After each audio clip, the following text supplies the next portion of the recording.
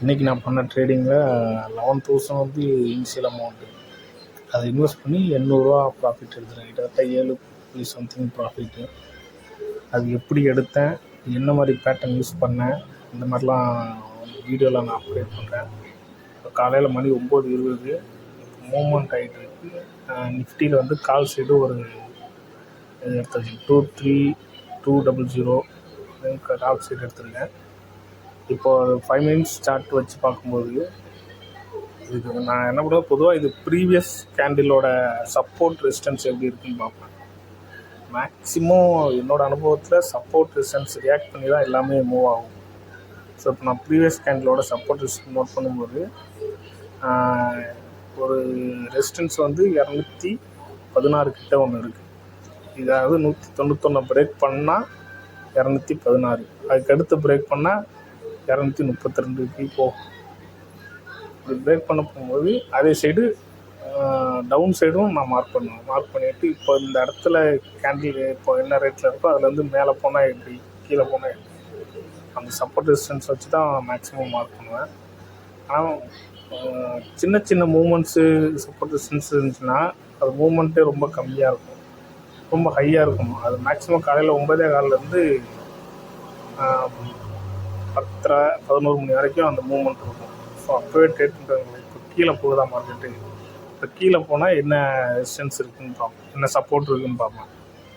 Support பார்த்தா 174.42 mark பண்ணியிருக்கோம். இப்போ இது வரைக்கும் கண்டிப்பாக தொட்டு ரியாக்ட் பண்ணும். அப்படியே ரியாக்ட் பண்ணிட்டு தான் கீழே போகும். ஏன்னா பாருங்கள், அந்த லைனில் தொடுது. இதுக்கு முன்னாடி உள்ள ரெசிஸ்டன்ஸ் மார்க் பண்ணியிருக்கேன்னா, சப்போர்ட்டை மார்க் பண்ணியிருக்கேன்னா தொட்டு ரியாக்ட் பண்ணி மேலே போகுது. அப்போ நான் என்ன பண்ணுவேன், இதுக்கடுத்து என்னோட அடுத்த நான் பை பண்ணுறது வந்து 191 பிரேக் பண்ணணும், அப்படி இல்லை 174 பிரேக் பண்ணணும். எந்த இடத்துல பிரேக் பண்ணுவோம் அதுக்கேற்ற மாதிரி தான் நான் பை பண்ணுவேன்.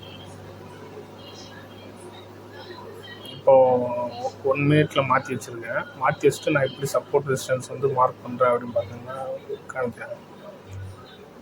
இப்போ வந்து ஒரு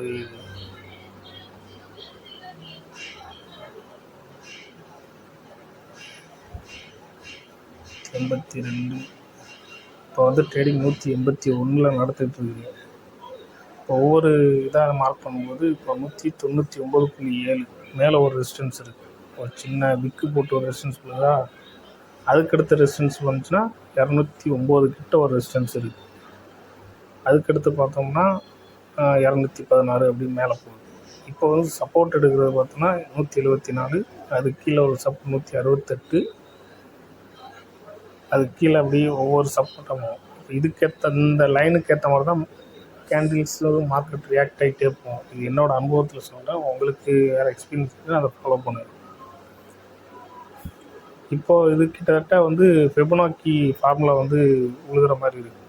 ஸோ ஃபெபனாக்கி நான் லைட்டாக அனலைஸ் பண்ணி பார்த்தீங்கன்னா 0.618 அந்த ரேஞ்சுக்கு வருதா, 174 தொட்டு திரும்ப வாய்ப்பு இருக்கும் அப்படின்னு நான் நினைக்கிறேன். அப்போ தொட்டு திரும்பும்போது திரும்ப இடத்துலலாம் வாங்க மாட்டேன். தொட்டு பிரேக் பண்ணிடுச்சுன்னா 174, 75, 6 பிரேக் பண்ணிச்சுன்னா 168 வரைக்கும் போகும். அது வரைக்கும் ஒரு 3 பாயிண்ட் 2 பாயிண்ட் எடுப்பேன். இல்லை திரும்பி மேலே ஹையில் பிரேக் பண்ணுது அப்படின்னா 190 பிரேக் பண்ணால் தான் நான் எடுப்பேன். ஸோ அது வரைக்கும் வெயிட் பண்ணுவேன். இப்போ நோக்கிப்படி டாப் 193, பாட்டம் வந்து 163. இதில் எப்படி மூவ்மெண்ட் இருக்குன்னு பார்ப்போம்.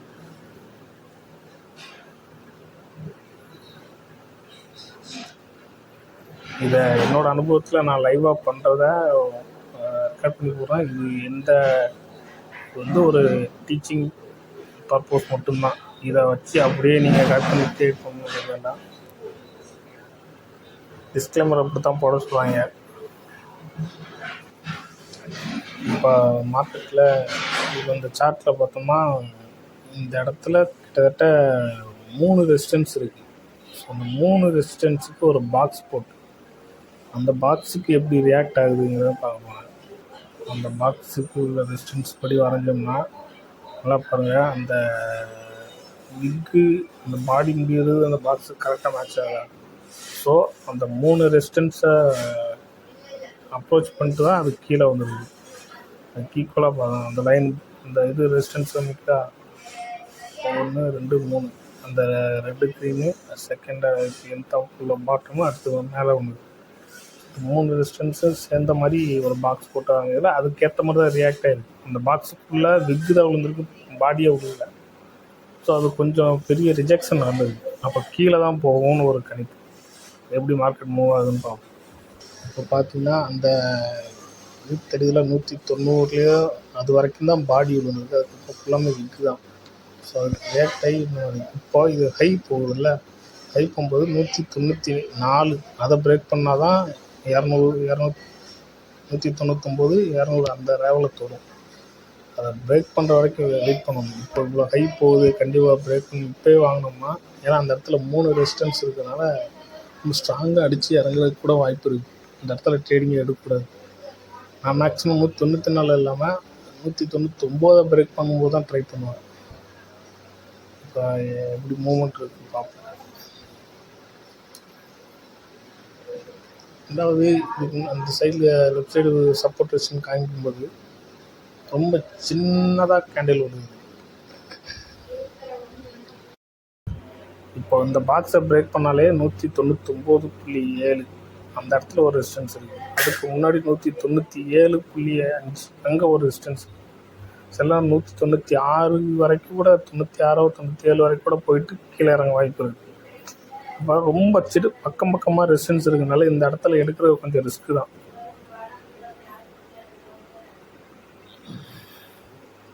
நான் சொன்ன மாதிரி 196 போயிடுச்சு. இப்போ 6 போயிட்டு 194 192 கீழே இறங்குது. 90 பார்த்தீங்களா, அது ரியாக்ட் ஆகிட்டு டப்புன்னு இறக்குறான் பாருங்க. ஏன்னா நிறையா பேர் இதே மெத்தடில் தான் அந்த இடத்துல செல் கொடுக்கணும்னு நினைப்பாங்க. ஃபோர்ஸிங்காக இது பியரிங் செல் பயத்தில் ஓகே அந்த டார்கெட் தொட்டுருச்சு, இவ்வளோ நேரம் எடுக்குது. ரெண்டாவது அந்த பிரேக் பண்ணதுக்கப்புறம் ஒரு மேக்ஸிமம் ஒரு நிமிஷத்துலேயே நீங்கள் போட்ட டார்கெட்டை போதான்னு பாருங்கள். ரொம்ப நேரம் அதே இடத்துல நின்றுச்சு அப்படின்னா உடனே வெளியில் வந்துடுங்க. சில நேரம் ரொம்ப நேரம் நின்றுட்டு பிரேக் அடிக்கும், பயங்கரமாக பிரேக் அடிக்கும். அது நமக்கு தேவையில்லை. ஆனால் அடிச்சுன்னா பயங்கரமாக லாஸ் ஆகும். பாருங்கள் எப்படி கீழே இறங்கியிருக்கு பாருங்கள்.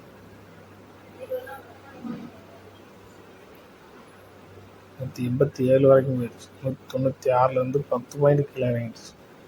ஸோ இதுதான் சொல்கிறேன், இந்த சப்போர்ட் ரேட்ஸ் கண்டிப்பாக அது ரியாக்ட் ஆகும். அந்த சின்ன பாயிண்ட் தானே, இதெல்லாம் அது ரெஸ்பான்ஸ் பண்ணாது அப்படின்னு நினைப்போம். பெரிய ப்ராப்ளம் ஆகுது.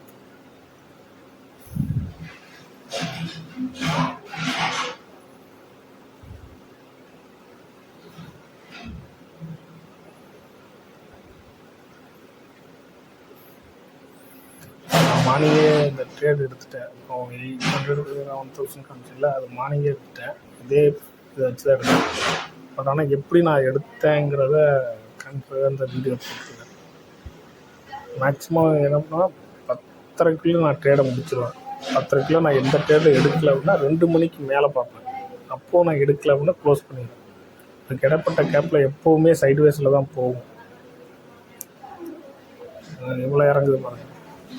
இப்போ என்ன பண்ணுறேன் அப்படின்னா டாப்பு 196, பாட்டம் 163. இப்போ நான் அடுத்த ட்ரேட் எடுக்க ட்ரை பண்ணேன் அப்படின்னா இந்த ரெண்டையும் பிரேக் பண்ணும். இதுக்கு இடையில நான் ஏதாவது மூவ்மெண்ட்டு போகுதா வருதாங்கிற கவனிக்கணும். ஏன்னா இந்த இதுக்கு இடையில எப்படி வேணாலும் நடக்கும். நான் மார்க்கெட்டு 130க்கு ஓப்பன் பண்ணி பார்த்துருக்கேன். ஓப்பன் பண்ணி பார்க்கும்போது பார்த்திங்கன்னா அந்த சப்போர்ட் ரெசிஸ்டன்ஸ் தான் அது. இப்போ மூணாவது டைம் ரெண்டாவது டைம் தொட்டு திரும்ப மேலே போயிடுச்சு பிரேக் பண்ணாமல். மூணாவது டைம் பிரேக் பண்ணுது. இப்போ மூணாவது டைம் பிரேக் பண்ணிச்சுன்னா என்னென்ன சப்போர்ட்டுக்கு ரியாக்ட் ஆகி போயிருக்கோம் அப்படின்னு பார்ப்போங்க. இதுக்கு முந்தின கேண்டலோட சப்போர்ட் எடுத்து பார்த்தோம்னா இது 145க்கு ஒரு ரியாக்ஷன் இருக்குது, ஒரு சப்போர்ட் இருக்குது.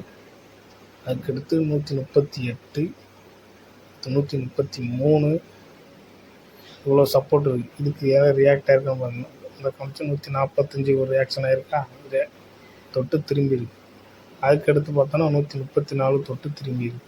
அதுக்கடுத்து 138 8 தொட்டு இப்படியே அந்த இதுக்கு முன்னாடி உள்ள கேண்டிலோட சப்போர்ட் ரெசிஸ்டன்ஸ் ஏற்றும் போது தான் எப்போவுமே ரியாக்ட் ஆகும்.